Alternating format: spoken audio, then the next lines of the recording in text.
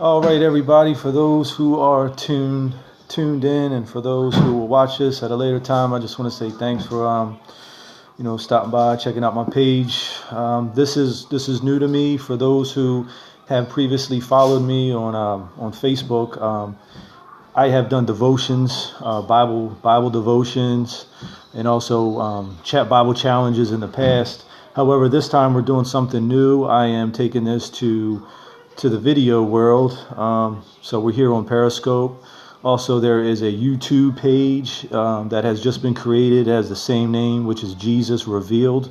The Periscope videos will be posted on there, as well as other video recordings that I will do in the future. So again, the name of this devotion, it is a 40-day devotion titled Jesus Revealed.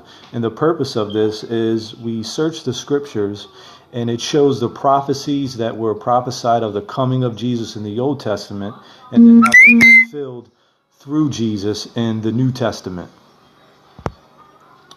And so it's very, very, not just informative, but it's so powerful when you see what was spoken in the Old Testament and then how it is fulfilled in the New, specifically with the amount of time frame in between the prophecies.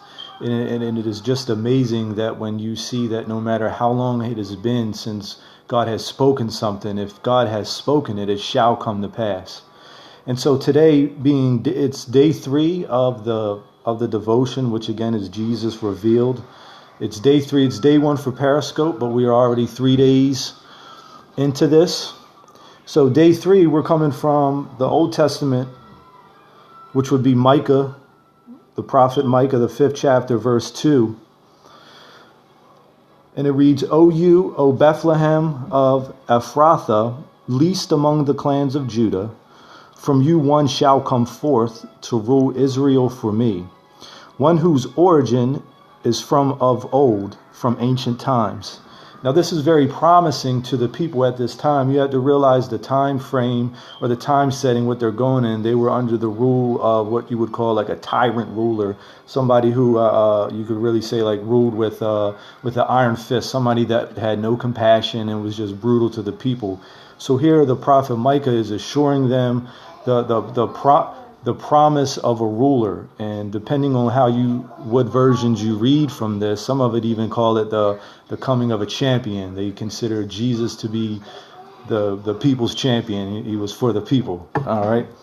So he says, "You, O Bethlehem of Ephrathah." Now, what that does is he is showing you the history of Bethlehem, and if you go back to the book of Genesis, I think it's like around the 35th chapter, it's showing you the history of how long Bethlehem has been around. This isn't just a new town.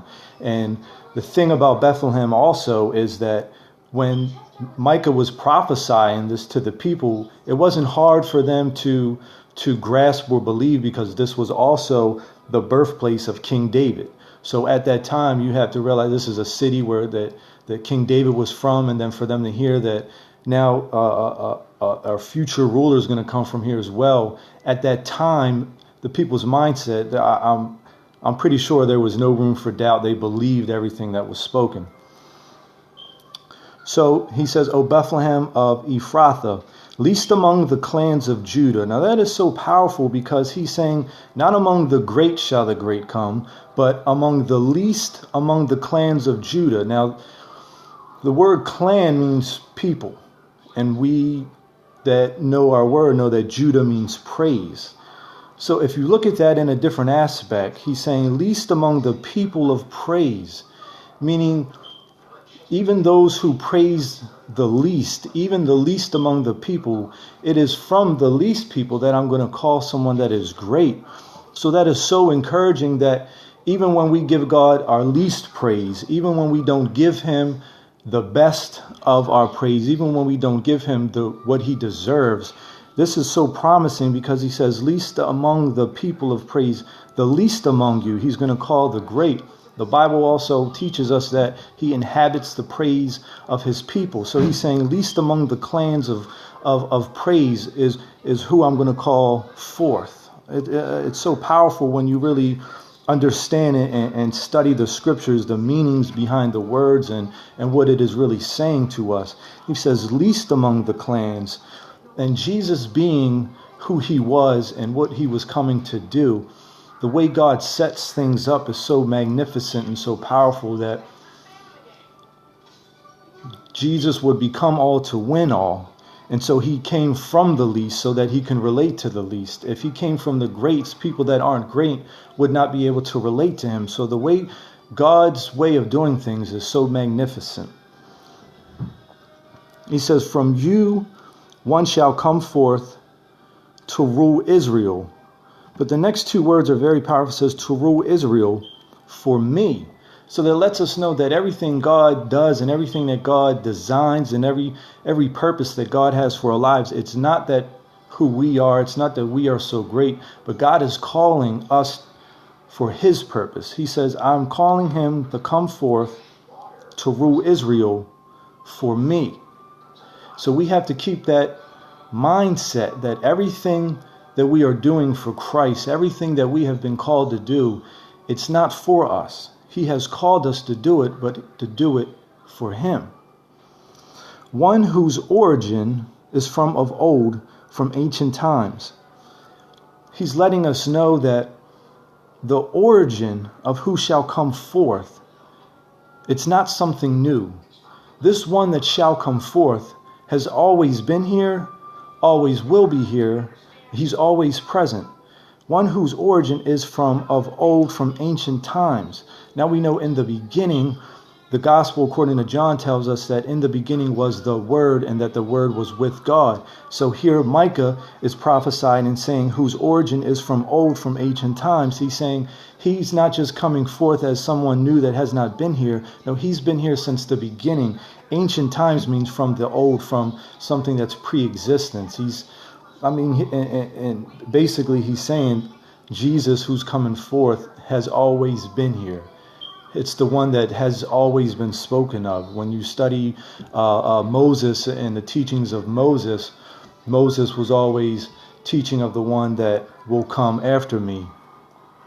So he says, one whose origin is from old, from ancient times.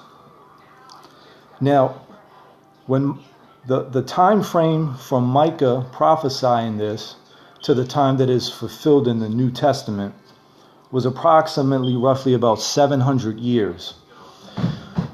When you think about it in your mind, that the time that had eloped and that had elapsed and passed 700 years, can you imagine the onset of doubt, what took place in those 700 years?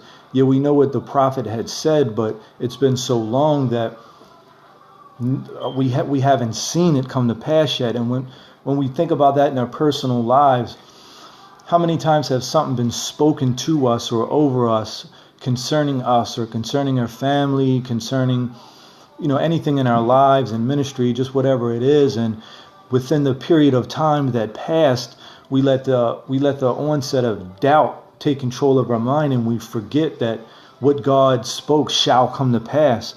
And so it's refreshing to know that everything that was spoken in the old, no matter how long of the time frame that occurred in between, what God said was fulfilled in the new. His word has to accomplish what it was set out to do. His word cannot lie, and it shall not return back to him void. So regardless of what was spoken here from the prophet Micah to the time frame that it was fulfilled, no matter the time frame, it had to accomplish what was spoken. Why? Because God said it.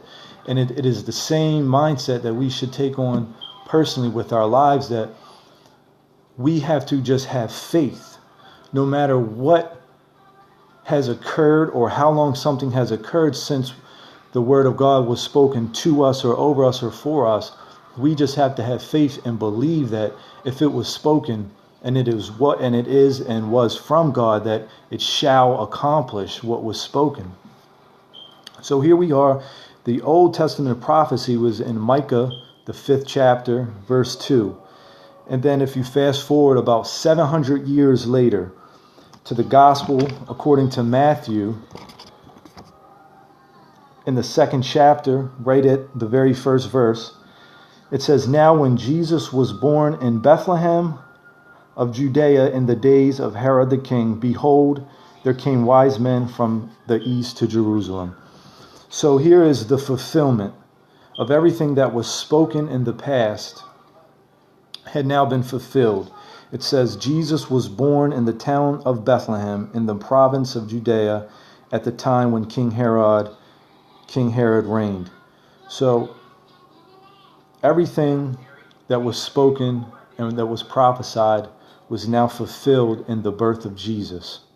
And so to sum it all up, I just want to encourage us today, tonight, and in the future, that no matter what has occurred since something was prophesied over your life, since something God spoke over your life, since something God spoke directly to you, no matter what has occurred, no matter what time frame has passed, it does not matter.